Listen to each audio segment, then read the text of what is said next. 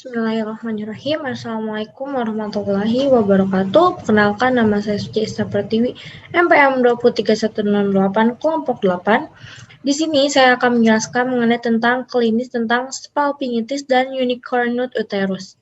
Langsung saja kita ke klinis yang pertama, yaitu ada spalpingitis. Nah, definisi spalpingitis adalah infeksi atau peradangan pada saluran tuba. Apabila tidak ditangani, maka infeksi ini akan menyebabkan kerusakan pada tuba falopi secara permanen yang menyebabkan sel telur yang dikeluarkan dari ovarium tidak dapat bertemu dengan sperma, sehingga dapat menyebabkan infertilitas. Lalu ada etiologi, disebabkan oleh bakteri penginfeksi seperti Mycoplasma, Staphylococcus, Streptococcus. Salpingitis bisa juga disebabkan penyakit menular seksual atau PMS seperti gonorrhea, chlamydia, infeksi puerperal, dan post-abortus. Bisa timbul radang andeksa seperti akibat tindakan kuretase, laparotomi, pemasangan IUD,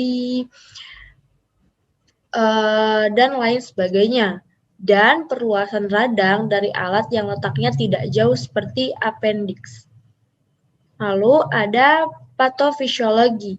Infeksi ini biasanya berasal dari vagina dan naik ke tabung falopi dari sana. Karena infeksi dapat menyebar melalui pembuluh getah bening, infeksi pada suatu tabung falopi yang biasanya menyebabkan infeksi lain paling sering disebabkan oleh gonokokus. Di samping itu oleh Staphylococcus, Streptococcus, dan bakteri TBC. Epidemiologinya, lebih dari 1 juta kasus spalpingitis dilaporkan setiap tahun di Amerika Serikat. Namun, jumlah insiden ini mungkin lebih besar. Bagi wanita berusia 16-25 tahun, spalpingitis adalah infeksi serius yang paling umum. Ini mempengaruhi sekitar 11% dari wanita usia reproduktif. Spalpingitis memiliki insiden yang lebih tinggi di antara anggota kelas-kelas sosial ekonomi rendah. Lalu, ada faktor dan risiko. Sudah berteori bahwa aliran menstruasi retrograd dan serviks pembuka menstruasi memungkinkan infeksi untuk mencapai saluran tuba. Faktor risiko lain meliputi prosedur bedah menembus dinding serviks, seperti endometrium biopsi, kuret, hysteroscopy. Risiko lain adalah faktor mengubah lingkungan mikro dalam vagina dan leher rahim, memungkinkan organisme menginfeksi untuk berkembang biak dan akhirnya naik ke tuba falopi. Nah, yang itu ada antibiotik, pengobatan, ovulasi, haid, penyakit menular seksual atau PMS. Penata laksanaannya, yang pertama itu pemberian antibiotik, yang kedua itu tindakan bedah. Nah, tindakan bedah ini dibagi menjadi 2. Pembedahan pada penderita spalpingitis dilakukan jika pengobatan dengan antibiotik menyebabkan terjadinya resistensi pada bakteri. Yang kedua itu histrektomi dan bilateral spalpingoforektomi mungkin diperlukan untuk infeksi berat. Lalu ada komplikasinya. Yang pertama itu ada ooveritis, 2 periodontite, yang ketiga itu infertilitasi di masa depan. Yang keempat, kehamilan ektopik akibat kerusakan tuba. Nah, lalu prognosisnya bergantung pada usia dan faktor pasien, namun kebanyakan pasien dapat sembuh dengan baik. Risiko komplikasi spalpingitis adalah infertilitas, abses tuba ovarium, dan kehamilan ektopik. Lalu ada pencegahan.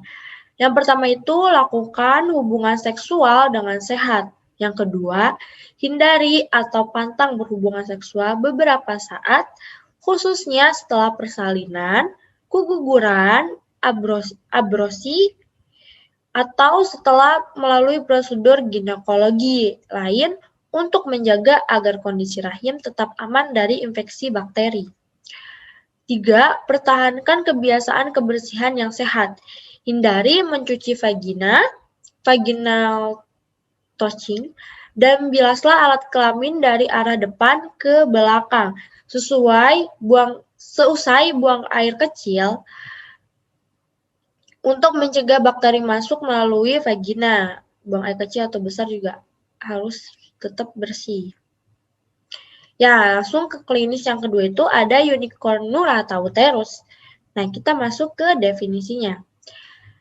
Kondisi ini terjadi ketika rahim wanita hanya berukuran setengah dari normal dan memiliki satu saluran tuba falopi.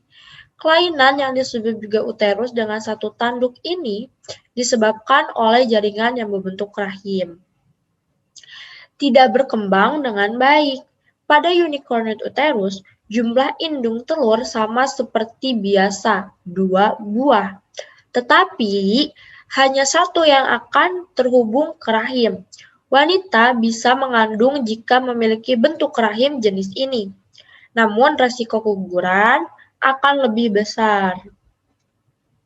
Lalu etiologinya, ketika rahim tidak terbentuk dengan baik selama perkembangan janin, dan biasanya 2 tabung bergabung untuk membuat rahim.